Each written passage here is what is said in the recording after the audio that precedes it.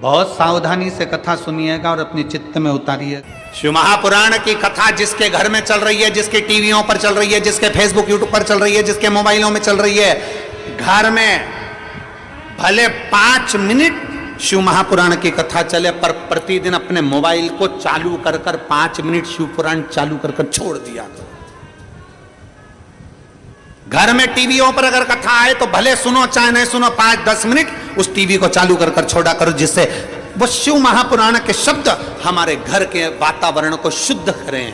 प्रभु बाबा भोलेनाथ ने कहा, पार्वती जब चौसर खेलते समय तूने मेरे वस्त्र लिए, मैं जल क्रीड़ा करने के लिए जल में तप करने के लिए बैठा, तप के करने से मेरे शरीर से पसीना बह निकला, उस पसीने से 5 धाराएं प्रकट हो गईं। उस 5 धारा से गंगा जी की गोद से मेरी ये 5 बेटियां प्रकट हुई है। पहली जया, दूसरी विषहरा, तीसरी श्यामली बारी, चौथी देव और 5वीं दोतली। ये 5 कन्या शंकर जी की 5 बेटियां। उसी समय पर माता पार्वती ने गंगा जी के जल को हाथ में लेकर कहा, गंगा तू मेरी बहन है, मेरे गर्भ से तो संतान नहीं हुई, पर तूने मेरे बच्चों को पाला पोसा बड़ा किया, इसलिए तेरे घाट पर आने वाला व्यक्ति शंकर जी के साथ तेरा स्मरण करेगा और जो हर हर गंगे बोलेगा, गंगा उसको तेरे स्नान का पुण्य घर बैठे मिल जाएगा। हर हर गंगे बोलो जम के।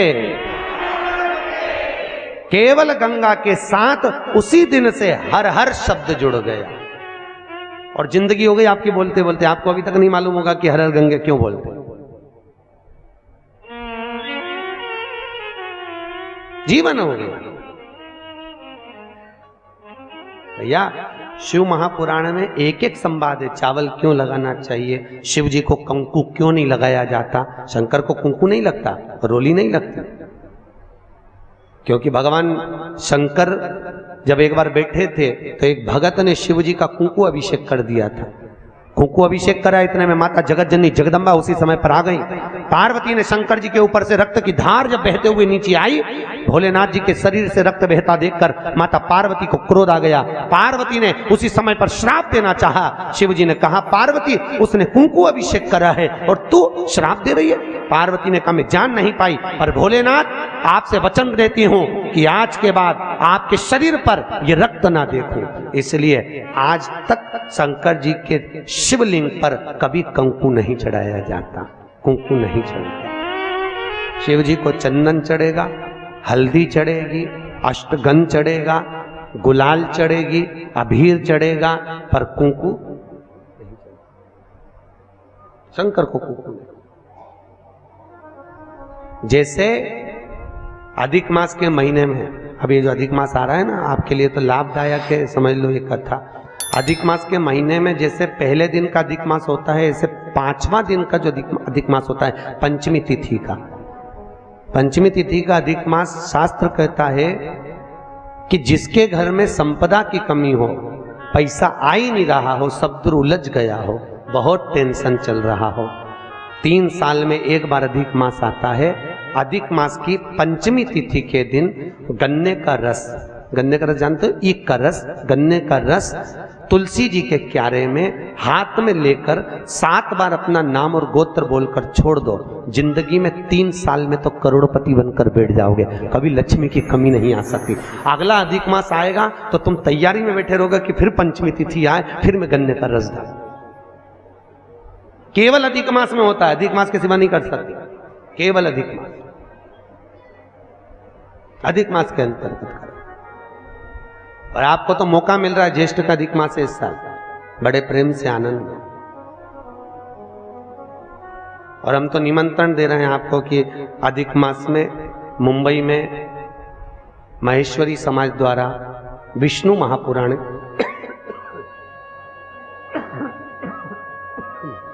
विष्णु पुराण की कथा है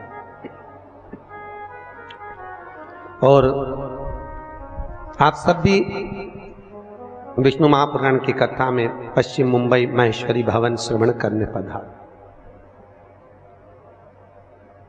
विष्णु महापुराण। अधिक मास का महीना भगवान शिव के स्मरण का माह, ठाकुर जी के भजन का महीना, भगवान नारायण के लाड़ लड़ाने का महीना। खूब प्रेम से भजन करो, जितना भजन कर सकते हो उतना, और काउंट कर कर नहीं कि कितना भजन करा है। कई लोग हाथ में वो बटन दबाते रहते हैं, राम राम राम राम, काउंट नहीं करना है, कर लो जितना कर सकते हो। अधिक मास के महीने में जितना पुण्य कमा सकते हो कमाओ। भजन चित्त धरी। आज शिव महापुराण की कथा कहती है, माता पार्वती के सम्मुख में पांचों कन्याओं को देखकर गंगा जी के सम्मुख में जब बात प्रसिद्ध करी, तब माता पार्वती से शिव जी ने कहा, ये मेरी 5 बेटियां हैं। पार्वती जी ने पांचों को गले से लगाया। भगवान भोलेनाथ बोले, पार्वती, ये जल की तरंगों में प्रवाहित होने के कारण इनका शरीर सर्प की आकृति में रहेगा। सर्प की आकृति।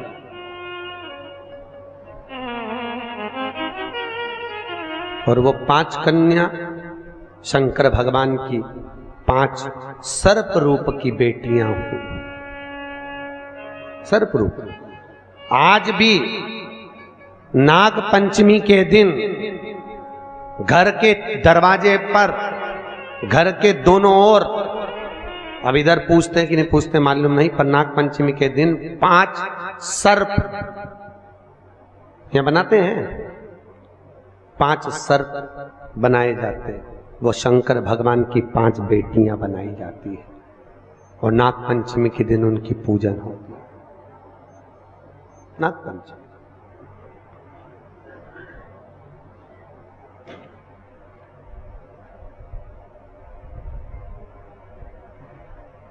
भगवान शिव की आराधना का केंद्र बिंदु है।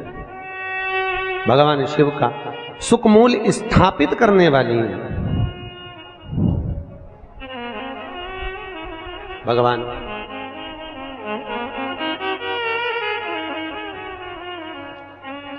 भगवान शिव ने 5 कन्याओं को आशीर्वाद दिया, माता पार्वती को समझाया, ज्ञानोपदेश प्रदान किया।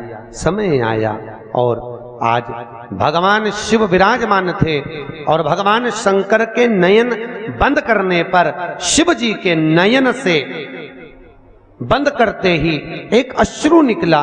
उस आंसू से अंधकासुर का जन्म हो गया। और जैसे ही अंधकासुर जन्मा, माता पार्वती ने उस बालक को गोदी में ले लिया। पार्वती ने जैसी गोदी में लिया, ये मेरा पुत्र है। भगवान शिव बोले, पार्वती इसको उठाकर समुद्र में फेंक दे। पार्वती जी ने समुद्र में बालक को नहीं फेंका। महाराज मैं इसको फेंकूंगी नहीं, आपके शरीर से प्रकट हुआ है, ये आपका पुत्र है।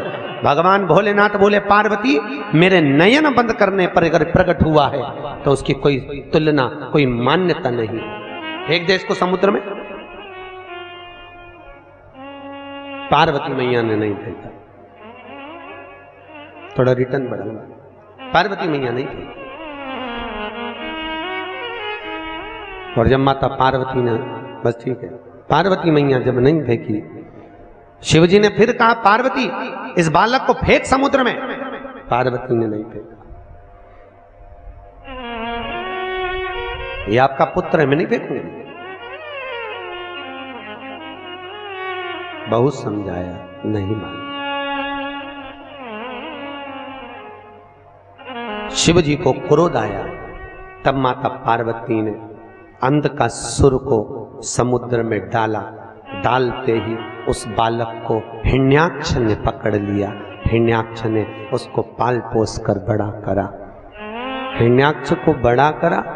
समय आया जैसे हिरण्याक्ष ने जैसे ही अंधकासुर को बड़ा किया, पाल पोस कर तैयार किया, समय आने पर भगवान नारायण ने बराह अवतार धारण कर हिरण्याक्ष के प्राणों को हर लिया, पृथ्वी को लाकर जल के ऊपर ठहरा दिया। तब उस अंधकासुर को क्रोध आया और अंधकासुर ने ब्रह्मा जी का तप कर वर प्राप्त करा। ब्रह्मा जी से मांगा, ब्रह्मदेव मैं वैसे तो वीर हूं पर मुझे वर देना है तो वर दीजिए, ऐसा वर दो। अंधकासुर को मालूम था कि मैं अपनी मां के गर्भ से पैदा ही नहीं हुआ। तो अंधकासुर ने मांगा, जिस दिन मैं अपनी मां को गलत दृष्टि से देख लूं, जिसने मुझे अपनी गोद में खिलाया हो उसको अगर गलत दृष्टि से देखूं तो मेरे प्राण छूट जाए। क्योंकि अंधकासुर को तो ये मालूम था कि मेरे कोई मां है, और उसको कौन बताए कि तू पार्वती की गोद में खेला है। पार्वती की गोद, जिस दिन मैं अपनी मां को अगर गलत दृष्टि से देखूं उसी दिन मेरे प्राण छूटे, बस उस दिन मेरा अंतिम समय हो। ब्रह्मा जी ने कहा तथास्तु। और अंधकासुर बड़ा हो गया, आनंद सुख स्थापित हो गया, चारों तरफ सत्ता ही सत्ता अंधकासुर की हो गई, किसी को पृथ्वी पर रहने ही नहीं देता, सब घबरा गए। तब अंधकासुर ने अपने दूतों को बुलाकर कहा, जाओ सबसे सुंदर जो नारी हो, सबसे सुंदर जो कन्या हो, उससे मैं विवाह करूंगा, मेरे लिए लाओ। इतने में एक दूत बोला, जो सबसे सुंदर थी, जो सबसे अति रमणीय थी, उसने तो शंकर जी को पति बना लिया। अरे तो क्या हुआ, शिव को पति बनाया है, उसको मैं अपनी पत्नी बनाऊंगा। कहां रहती है? कैलाश पर। और बताओ, मां के लिए गलत दृष्टि रखकर अंधकासुर चला कैलाश पर, और आज माता पार्वती उसी समय पर सुंदर भगवान शिव के लिए आनंदमय सुंदर भांग को घोट रही। क्यों घोट रही? कई लोग कहते हैं शंकर जी को भांग प्रिय है। कौन सी पुराण में लिखा है कि शिव जी को भांग प्रिय है? कहीं लिखा? अरे बोलो तो। पूरी शिव महापुराण में, भागवत पुराण, नर्मदा पुराण, गर्ग संहिता आदि आदि के जितने शास्त्र, जितने प्रमाण देने वाले पुराण हैं, कहीं नहीं लिखा कि शंकर जी को भांग प्रिय है। शिव को भांग प्रिय नहीं है भैया। वो तो शंकर जब आपको मालूम है ना, मंथन में जब विष निकला था, विष शिव जी ने पिया था, उसकी बूंदें नीचे गिर गई थी, उससे भांग धतूरा उत्पन्न हो गया था। शंकर जी के पास में भांग रखी है, पी नहीं रहे। क्यों? शंकर जी के पास में जब भांग रहती है, चारों तरफ से जब हवा आती है, तो शिव जी ने जो जहर पिया है उससे कंठ नीला पड़ गया है। वो भांग की हवा से शंकर जी के गले को ठंडाई मिलती है। शंकर जी भांग पीते नहीं है, पर दुनिया के लोगों ने तो शंकर जी को बदनाम कर दिया। शिव जी की प्रिय, तो शिवरात्रि पे लोग घोट घोट के शंकर जी को भी भोग लगा दे और खुद भी पी जा ले। शिव जी की प्रिय, खूब घोटो।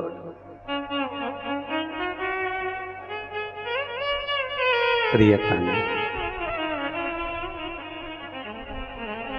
समुद्र मंथन में अमृत किसके हिस्से में आया था? देवताओं। विष किसके हिस्से में आया? अरे बोलो, शंकर भगवान। जो अमृत पिए वो देव, जो विष पिए वो महादेव।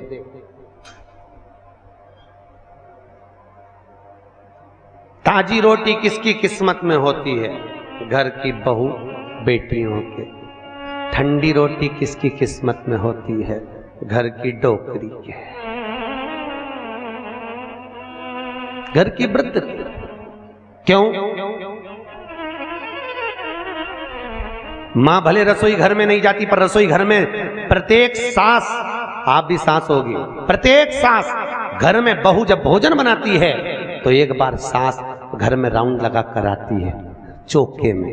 देख कर आती है डब्बे में रोटी कितनी बची है, डब्बे में रोटी कितनी बची है।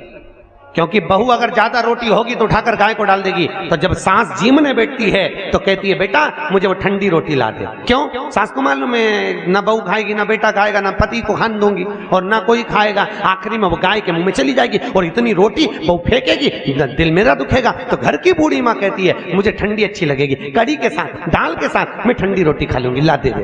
और बहू ने ठंडी रोटी लाके मम्मी को दे दी, माँ ने खा ली। उसी तरह क्या शंकर भगवान को अमृत प्रिय नहीं था? अरे बोलो तो था ना प्रिय। अगर देवताओं को अमृत अच्छा लग रहा है तो भोलेनाथ जी को भी अमृत अच्छा लग रहा है, पर शंकर भगवान ने सोचा अगर मैं अमृत पीऊंगा तो विष कौन पिएगा, इसलिए एक काम करता हूं, तुम सब गर्म रोटी खाओ, मैं ठंडी खा लेता हूं। इसी को कहते हैं महादेव। और मेरे भारत की भूमि की जो वृद्ध माताएं हैं, भारत के भूमि की जो बूढ़ी बूढ़ी माँ हैं, ये भी महादेव से कम नहीं है, जो रोज घर में विष को धारण कर रही है, रोज घर में कुछ ना कुछ घूंट पी रही है।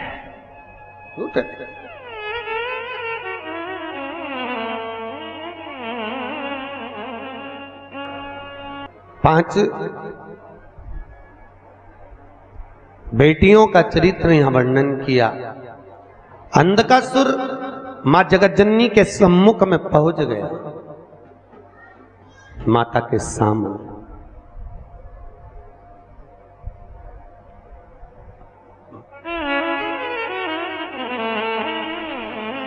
सभी देवियों में सर्व सुंदर अगर कोई देवी है, सर्व सुंदर, तो कौन? मां जगतजननी जगदम्बा। आपके यहां पर नवरात्रि में देवी बैठती है?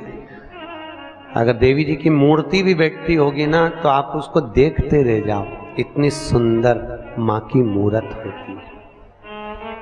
और तेरी प्रतिमा इतनी सुंदर, तू कितनी सुंदर हो। सोचो, मां की मूर्त इतनी सुंदर है तो मां कितनी सुंदर है, कितना सुंदर। जगदम्बा भवानी को देखा, अंधकासुर ने देखकर भवानी मैया के सम्मुख में खड़े होकर कहा, अरे ये ओगड़ी भस्मी रमाने वाला, जटा जूट बांधने वाला, उसको पति बनाकर बैठी हो, मुझे देखो।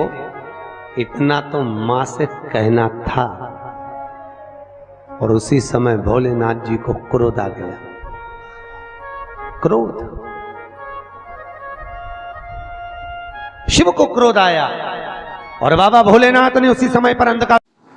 ओम श्री शिवाय। नमस्ते हम दर्शकों, आज की कथा में पंडित प्रदीप जी मिश्रा ने रायपुर छत्तीसगढ़ में जो कथा चल रही है उसके दौरान बहुत सारे उपाय बताए और साथ ही जो है शिव पुराण का जो है वाचन किया है। इसके साथ में जो है उन्होंने जो है भगवान शंकर और पार्वती का जो है वाचन यहाँ पर किया है। जो भी चित्र दर्शन उन्होंने किया है वो भी बहुत अच्छी तरीके से किया है। तो अगर आप भी जो है कथा को ध्यान से नहीं सुने हैं तो एक बार और कथा को ध्यान से सुन लिया जाए। और अगर आपने कथा को ध्यान से सुन लिया है तो आगे आने वाली कथा को सुनने के लिए प्रतिदिन आपको इस चैनल पर जो है कथाएँ मिलती रहेंगी। जो भी जहाँ का स्थान पर भी जो कथाएँ चल रही है वो जो है आपको इस चैनल के माध्यम से जो है प्रतिदिन 2 भाग में जो है कथा मिलती रहेगी। तो आपको भी जो है डेली कथा देखनी है तो चैनल को सब्सक्राइब कर लें और पास में आ रहा है बेल आइकन को प्रेस कर दें ताकि आपको समय पर कथा का अपडेट मिलता रहे।